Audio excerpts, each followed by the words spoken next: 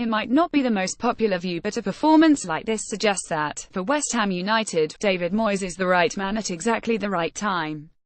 3 points against a Chelsea side in such convincing form were as invaluable as they were unexpected. Most encouraging of all is that the victory was thoroughly deserved, West Ham scoring early through Marko Arnautovic and then taking their lack of possession on the chin, only suffering sporadic moments of genuine alarm and showing a degree of rigour that had seemed beyond this set of players only a few weeks previously.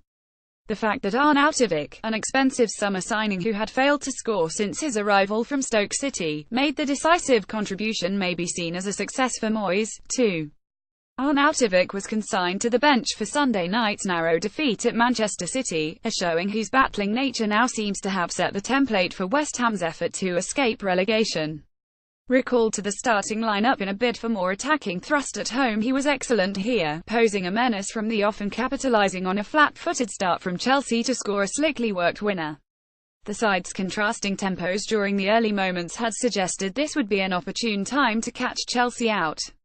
After a couple of promising incursions, West Ham did so, and Arnautovic's goal was, from their point of view, a beauty. There was little immediate danger when Michael Antonio popped a low pass his way on the edge of the box. The subsequent give-and-go with Manuel Lanzini carved Chelsea's defence apart, though, affording enough space for Arnautovic to work the ball onto his left foot and pick his spot in the far corner. Chelsea might wonder whether Andreas Christensen had got too tight to Arnautovic, allowing the forward to spin him too easily and then finding himself ill-disposed to make a legal challenge.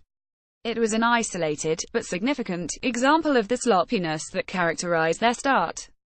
At various times in his career, Arnautovic could be accused of lacking the sacred fire that Antonio Conte believes top players are guided by. Here he and his teammates set a blazing tempo and Chelsea could not get a foothold. When Arthur Masuaku bamboozled David Zappacosta with a delicate pirouette, there was the distinct impression that West Ham, often so disconsolate, were enjoying themselves. Arnautovic had Christensen on toast again before the half, who wriggling away on the right flank, but this time letting the centre-back recover. By then Chelsea had, in fact, cleared their heads and begun to have a go.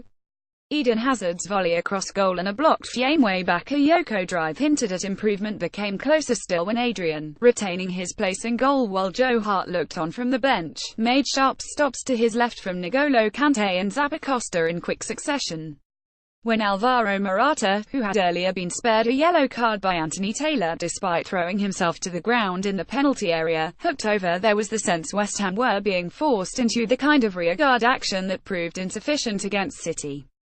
But by the interval it had not quite worked out that way. The first half's final action was a spell of possession that emboldened the home support to break out into Moyes, and Moyes' team deserved the lead for their superior application. David Moyes celebrates after Marko Arnautovic's goal. Photograph Sean Ryan Ipswich Shutterstock Bakayoko had seen another shot deflected just wide during that spell of Chelsea pressure but was sacrificed for Pedro when the teams re-emerged. The substitute hoiked a speculative volley off target within minutes and then looked on as Aaron Cresswell diverted a Cesc Fabregas centre away from Zappacosta. Shortly afterwards Fabregas flung a header onto the unwitting Angelo Ogbonna, and the pattern now seemed set along the lines of the second-half siege at the Etihad.